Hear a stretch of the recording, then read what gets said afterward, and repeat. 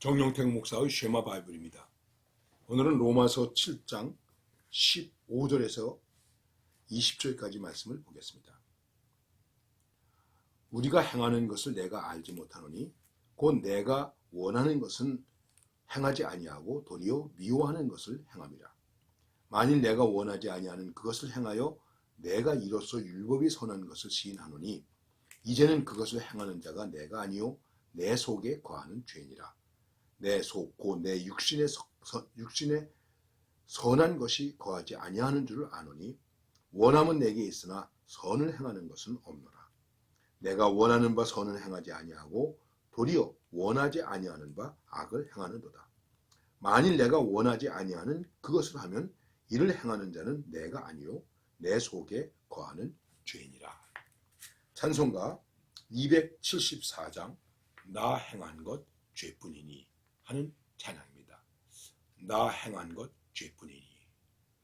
이렇게 말씀을 드리면 너무 우리 인간이 나약하고 비참한 존재가 아닌가 이렇게 생각할 수도 있습니다.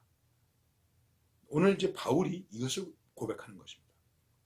말씀드린 적 있죠? 우리에게 모순된 모습이 있다. 모순이 있다. 모순된 실존을 가지고 있다.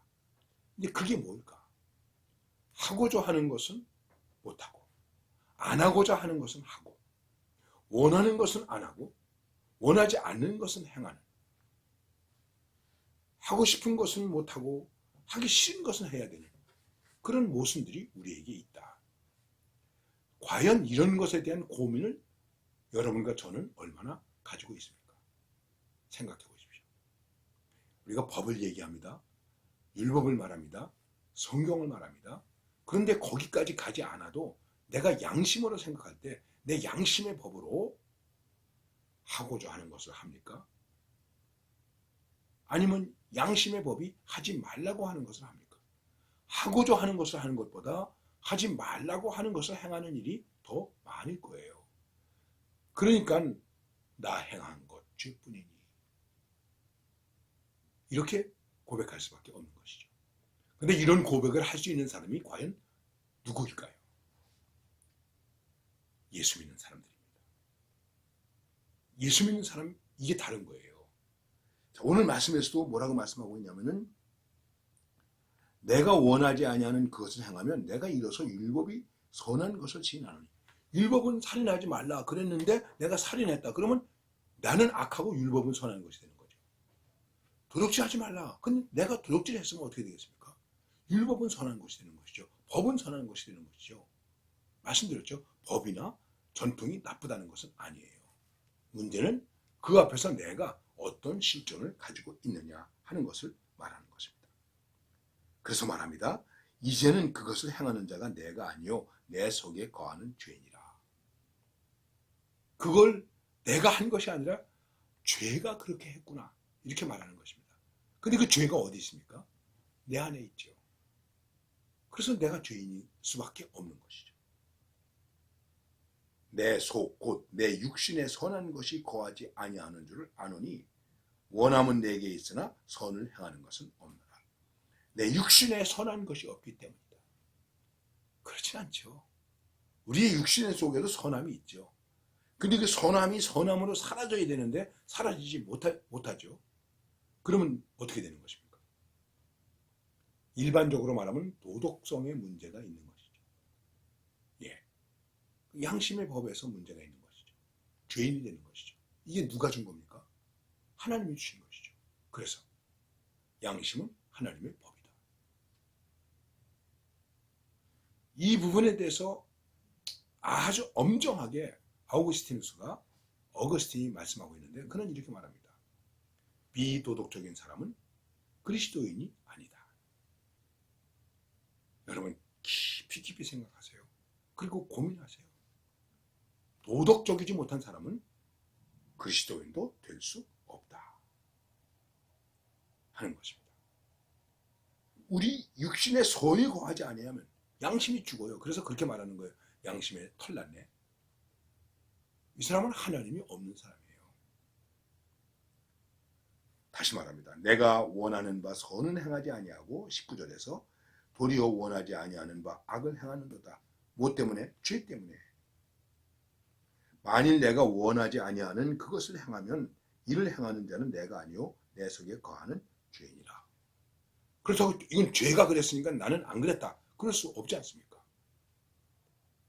여러분 이마누엘 칸트를 잘 아시죠? 이마누엘 칸트는 이런 고백을 했습니다. 내 삶 속에 아주 경이로운 것 두 가지가 있다. 그게 뭡니까? 하나는 저 밤하늘에 빛나는 별이, 저 하늘의 별, 저 빛나는 별, 경이롭다. 또 하나는 내 속에서 빛나는 양심이다. 양심이 빛나고 있다는 거예요. 그래서 그는 순수 이성 비판에서 정말 강조하는 것이 무엇이냐 하면 양심이에요. 도덕성이에요. 이게 순수해야 된다는 거예요. 이성이 순수합니까? 양심이 순수해야죠. 그런데 칸트가 어떻게 해서 이런 사람이 되었을까? 이런 얘기가 있습니다. 칸트하고 아버지하고 한 번은 길 가다가 산길을 넘어가다가 강도를 만났어요. 강도가 다 뺏었죠. 더 없어? 없습니다. 목숨이 살았어요. 그리고 돌아서 가는데 아버지가 주머니를 뒤적뒤적하더니 여기 금이 하나 있네. 금덩어리를 숨겨놓은 거 있는 거예요. 다시 도둑에게로 갔어요. 여보세요. 도둑을 불렀어요. 도둑들이 뭐야? 죄송합니다. 여기 지금 조그만 금이 하나 있는데 제가 이거 숨겨놓은 거 얘기하지 않았습니다. 미안합니다. 거짓말해서 미안합니다. 그리고 금을 준 거예요. 그때 도둑이 그야말로 멘붕이 된 거죠. 아니 뭐 칸트의 아버지 앞에 무릎을 꿇었습니다. 미안합니다. 뺏은 것도 돌려줬습니다. 칸트는 거기서 양심에 이 빛나는 양심 그의 마음에 박힌 거예요. 예수 믿어서 구원 얻은 그리스도인들은 그 양심의 선함이 우리에게서 빛나야 돼요. 빛나야 돼요. 근데 그게 없는 거죠. 뭐 때문에? 죄 때문에. 그래서 원하는 것을 하지 못하고 내게 선이 거하지 못하고 나는 죄인이라고 하는 모순된 존재로 살아갈 수밖에 없는 것이죠. 깊이 생각합시다. 내 양심은 빛나고 있는가? 내 양심은 하나님 앞에서 빛나고 있는가? 내 양심은 사람 앞에서 빛나고 있는가? 이게 내게 뭐가 될까요? 선함이 되는 거예요.